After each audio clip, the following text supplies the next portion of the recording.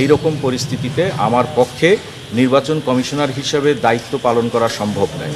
সেই কারণে আমি নির্বাচন কমিশন থেকে পদত্যাগের ঘোষণা দিচ্ছি। আমি অনেকগুলো অনিয়ম দেখেছি, অনেকগুলো মারাত্মক রকমের ত্রুটি দেখেছি, যেই ত্রুটিগুলো আসলে পুরো নির্বাচন প্রক্রিয়াটাকে প্রশ্নবিদ্ধ করেছে। এরকম পরিস্থিতিতে আমি নির্বাচন কমিশনের সকলে এই বিষয়ে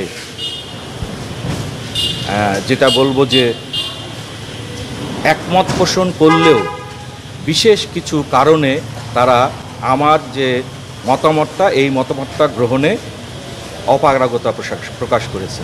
সেই কারণে আমি নির্বাচন কমিশনের ওই সিদ্ধান্তে যখন আমি আসরের নামাজ পড়ে এসে দেখেছি যে আমি আমার মতামতটার বিষয়ে সুরাহা না করেই ফলাফল গণনা শুরু হয়ে গেছে, তখন আমি এই বিষয়ে প্রধান নির্বাচন কমিশনারকে আমার যে দ্বিমত সেই দ্বিমতটি লিখিতভাবে জানিয়ে এসেছি।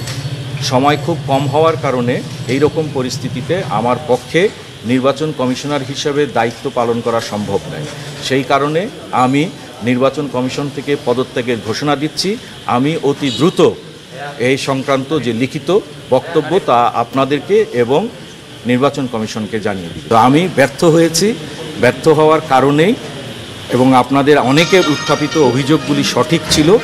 আমার কাছে যদি মোটা দাগে বলি, আমার কাছে মনে হয়েছে নির্বাচনের পরিবেশটা লেভেল প্লেয়িং ফিল্ড যেটাকে বলে সেটা সঠিক ছিল না। আসলে আপনারা কথাটা ঠিকই বলেছেন যে আপনি এই মুহূর্তে এসে বললেন কেন।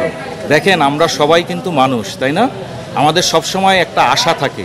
আশাটা থাকে কি, একটা জায়গায় হয়তো আমরা একমত হব, আমরা হয়তো সব কিছু কী করতে পারবো, দূর করতে পারবো। যখন সেই জায়গাটা চলে যায় প্রত্যেকবারই মনে করেছি, কিন্তু এই যে এখন বলছেন যে কেন এই মুহূর্তে বললেন, তাহলে আমাকে হয়তো আগামীকালকে বা পরশু বা যখন ফল প্রকাশ করা হবে তখন আপনারা বলতেন যে কেন ফল প্রকাশের আগে আপনি এটা বললেন না। আমি মনে করি যে আমি হয়তো দেরি করেছি, সেই দোষ আমার, কিন্তু আমি একটা একটা করে আমি বলবো না। আমি ভবিষ্যতে যখন সময় সুযোগ হবে তখন এই সবগুলো নিয়েই হয়তো আপনাদেরকে জানাবো। কিন্তু আমি এক লাইনে যেই আমার কথাটা, সেটা হচ্ছে সাধারণভাবে মানুষ একটা নির্বাচনের স্বচ্ছতা, গ্রহণযোগ্যতা এবং সব দিক থেকে ত্রুটিমুক্ত যেই জায়গাটায় দেখে সেখানে উই ফেল। উনি বলছেন যে আমি কি কোনো চাপের মুখে পদত্যাগ করেছি কিনা। আমি এবার উল্টাটা বলি, আমি চাপের মুখে পদত্যাগ করি নাই, কিন্তু গতকালকে বিকাল থেকে আমাকে চাপ দেওয়া হয়েছে যাতে আমি পদত্যাগ না করি। হ্যাঁ, এমনকি বিভিন্নভাবেই আমাকে চাপ দেওয়া হয়েছে যাতে আমি অন্তত মেনে নিই। কিন্তু আমি প্রথমেই বলেছি যে আমি কখনো কাউকে ভয় করি নাই, এখনও ভয় করব না। ঠিক আছে, আমার কাছে যেটা সঠিক মনে হয়েছে আমি সেই সিদ্ধান্ত নিই। স্যার, ভোট গণনা স্থগিত রেখে বিকল্প কি ভেবেছিলেন আপনি? ভোট এটা অনেক সময় হয়ে থাকে। সরি, উনি প্রশ্ন করেছেন যে বিভিন্ন সময় যদি বিভিন্ন অভিযোগ আসে, নিয়মই আছে খুব দ্রুত সেই সমস্ত অভিযোগ আমলে নিয়ে ভোট গণনাটা আপাতত স্থগিত রেখে সিদ্ধান্ত গ্রহণ করা হয়। এটা হয়তো বা খুব কম সময়ের জন্য, কিন্তু কথা হচ্ছে এটা কখনই করা। আপনার বিকল্প কোনো সিদ্ধান্ত ছিল?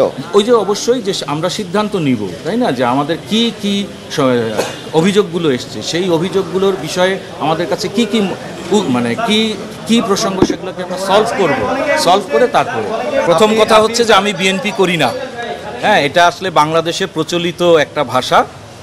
আমি অবশ্যই বাংলাদেশের একজন স্বাধীন নাগরিক হিসাবে এবং বিশ্ববিদ্যালয়ে যেই ধরনের আছে তাতে একটি আদর্শে বিশ্বাস করি, সেই আদর্শের সংগঠনের সাথে আমি যুক্ত আছি। কিন্তু আমি আপনাকে আবারও নিশ্চিত করি, আমি মাফরুজ সাত্তার, আপনারা যারা চিনেন তারা দেখেছেন, কোনো সময় এমনকি আমার ছেলে হোক, আমার সন্তান হোক, আমার ভাই হোক, বোন হোক, বাবা হোক, কারো কথায় নতি স্বীকার করা, কারো কথায় কোনো কাজ করার মানুষ আমি নই।